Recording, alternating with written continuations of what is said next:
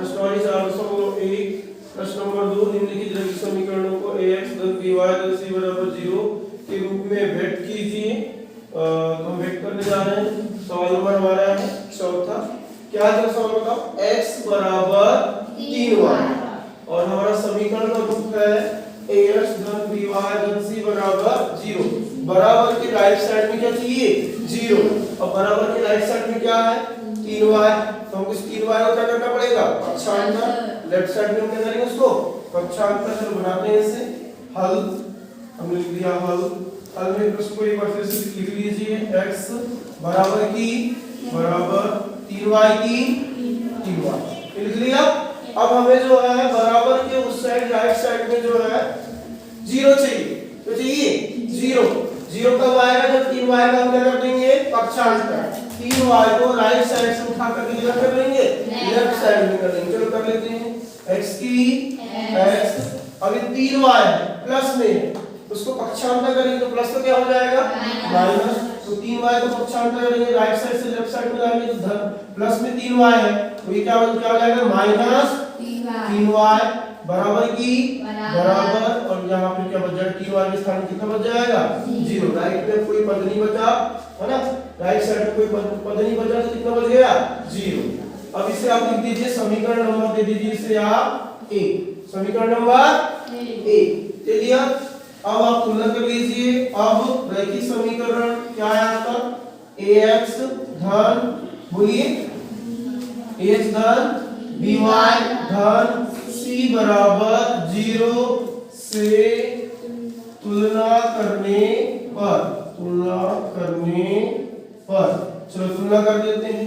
अब ध्यान देंगे यहाँ पर, बहुत ध्यान से देखेंगे क्योंकि हमारा जो रैखिक समीकरण है कितने पद हैं? लेफ्ट साइड में 3 ax है, दूसरा पद क्या है?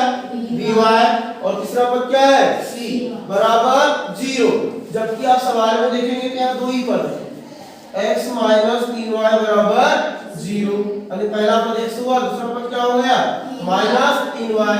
क्या अचर पद है कि गिनती वाला पद है? गिनती वाला अंक है? नहीं है। कोई नंबर है क्या? नहीं है। x और y वाले दिख रहे हैं पर कोई गिनती वाला जो पुराने सवालों में था वो नहीं दिखाई दे रहा है। तो हम क्या करेंगे? तुलना करते हैं।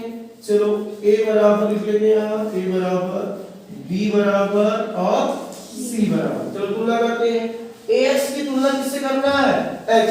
पहले पद की तुलना पहले पद से करना है। x वाले की मतलब ax की तुलना x वाले पद से करना है। तो करिए।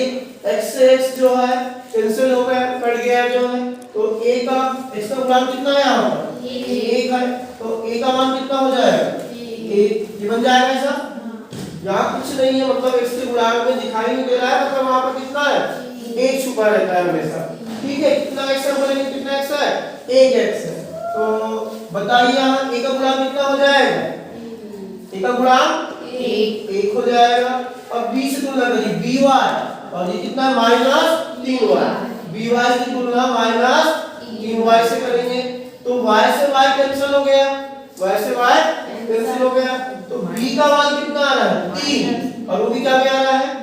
माइनस में। तो b का मान आप यहाँ लिख देंगे -3। बिंदु याद रख लीजिए, आपको याद नहीं रहता है क्लास में। a का मान कितना हो गया? 1 क्योंकि x का गुणांक कितना है? 1 है। और b का गुणांक क्या नजर आ रहा है? कितना? -3।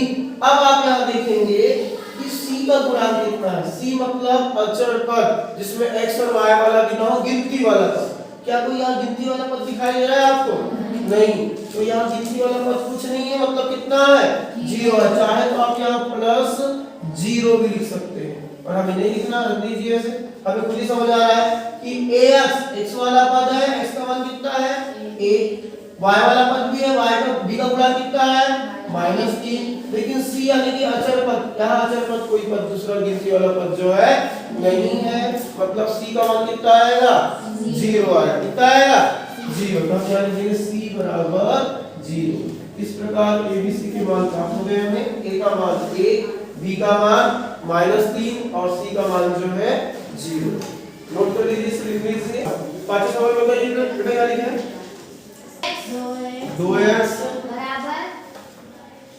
बराबर -5y लिखने के लिए इसमें भी दो ही पद है।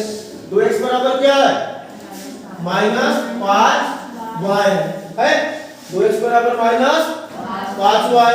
तो अब आप देख रहे हैं कि राइट साइड में बराबर में क्या चाहिए हमें समीकरण में 0 चाहिए और यहाँ 0 है क्या नहीं है। इस 5y का क्या करना पड़ेगा पक्षांतर करना पड़ेगा। चलो हल में लिख लीजिए क्वेश्चन को जैसे करते हैं सब 2x की 2x बराबर -5y की -5y हो गया। चलो पक्षांतर कर देते हैं 2x की 2x -5y को उठा के ले आइए इधर पक्षांतर करिए माइनस में पक्षांतर करने में क्या हो जाएगा प्लस। तो ये -5 का मतलब इस साइड लिखेंगे हम क्या लिखेंगे प्लस 5y बराबर 0 समीकरण नंबर 1 समीकरण नंबर 1। अब आप तुलना कर दीजिए। अब ax रैखिक समीकरण है ax plus by plus c बराबर 0 से तुलना करने पर तुलना करते आना चाहिए गणित बहुत सरल है। तुलना करने पर जब तुलना करते ध्यान दीजिएगा यहाँ सभी बच्चे ax है और ax जो है इसकी तुलना कीजिए ax घन की वाले c की तुलना समीकरण नंबर 1 से जो है कैसे करेंगे देखिए ax और गणित में क्या है सवाल में 2x x कैंसिल तो a का मान कितना आ जाएगा 2 a का मान कितना प्राप्त होगा हमें 2 a बराबर आप 2 लिख दीजिए। सॉरी यहाँ पे मिस हुआ है क्या यहाँ क्या आएगा by क्या आएगा by ax धन by धन c बराबर 0 से तुलना करने पर तो x से x कैंसिल हो गया ax की तुलना हमने 2x से की तो x से x कैंसिल हो गया तो a का मान कितना हो गया 2। अब by की तुलना किससे करना है 5y से by की तुलना किससे करना है 5y y से y क्या हो जाएगा कैंसिल तो b का मान कितना होगा 5। आप क्या लिख दीजिए b बराबर 5। अब अचर मत देखिए c क्या यहाँ कोई अभी गिनती वाला पद है कोई अंक है कोई संख्या है क्या नहीं है। ax की तुलना हमने 2x से कर ली by की तुलना हमने 5y से कर ली। अब c मतलब कोई अचर पद संख्या कोई गिनती वाला अंक जिसमें xy ना हो तो यहाँ ऐसा कोई पद नहीं है और कोई पद नहीं है उसको हम क्या मान लेंगे उसको 0 c का मान क्या हो जाएगा 0 ये हमारा हो गया आंसर यानी कि चलो इसको भी लिख लीजिए।